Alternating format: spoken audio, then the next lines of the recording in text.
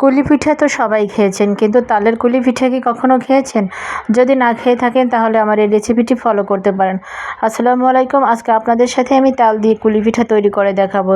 তো দেখতে পাচ্ছেন চুলায় আমি কড়াইয়ে তাল জাল করতেছি। এখন এই তালের ভিতর লবণ দিয়ে দিলাম। এখন আমি এর ভিতরে এই যে তাল যেহেতু বলক চলে আসছে, এখন এর ভিতরে আমি আটা এবং ময়দা সমান পরিমাণে দিচ্ছি। আটা দেওয়ার কারণ হচ্ছে যে পিঠা নরম হওয়ার জন্য। শুধু চালের গুঁড়ো দিয়ে পিঠা তৈরি করলে সেই পিঠাটা খেতে শক্ত হয়। কিছুক্ষণ যদি ভাজার কিছুক্ষণ সময় থাকে আর কি ভাজার পরে, তাহলে দেখা যায় আস্তে আস্তে ওই পিঠাটা শক্ত হয়ে যায়। আর যদি এর সাথে আটা নেওয়া হয় তাহলে আর কি অতটা শক্ত হয় না, বাচ্চারা কিংবা বয়স্করা খেতে পারে। এই জন্য আমি চালের গুঁড়ার সাথে আটা মিলিয়ে নিয়েছি। তো দেখতে পাচ্ছেন আমি এখন আটাটা খুব সুন্দর করে হাতে মেখে নিয়েছি। এখন আমি সবগুলো দিয়ে ডো তৈরি করে নিয়েছি। ছোট ছোট লেচি কেটে ডো তৈরি করে নিয়েছি। এখন আমি এটা দিয়ে এই যে ছোট ছোট রুটি একত্রে কিন্তু সবগুলো আমি বেলে নিয়েছি, সাইডে রেখে দিয়েছি। এখন আমি দেখতে পাচ্ছেন নারকেল এবং চিনি দিয়ে দিচ্ছি। আমি কিন্তু নারকেলটা কাঁচাই নিয়েছি, আপনারা চাইলে এটা জাল করে নিতে পারেন চুলায়।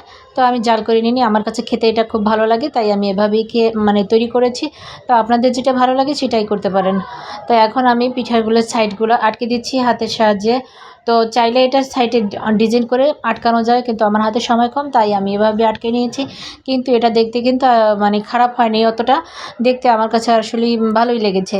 তো ডিজাইন করতে গেলে সময় আর কি একটু বেশি লাগে, সেজন্য এভাবে একদম নর্মালভাবেই আমি তৈরি করেছি।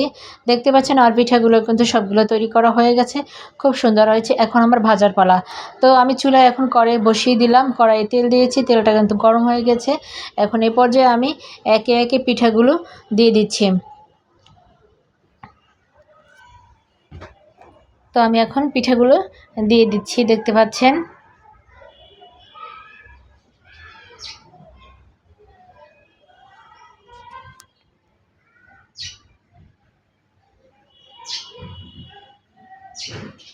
এখন আমি পিঠাগুলো উল্টে নিচ্ছি, উল্টে দিচ্ছি, উল্টে পাল্টে একটু ভালো করে ভেজে নিতে হবে।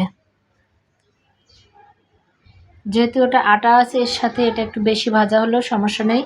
যদি চালের গুঁড়ো হয় তাহলে খুব বেশি ভাজা যায় না, তাহলে একদম এটা হার্ড একটু শক্ত হয়ে যায়। তো এভাবে ভাজলে আর কি শক্ত হয় না। ধন্যবাদ।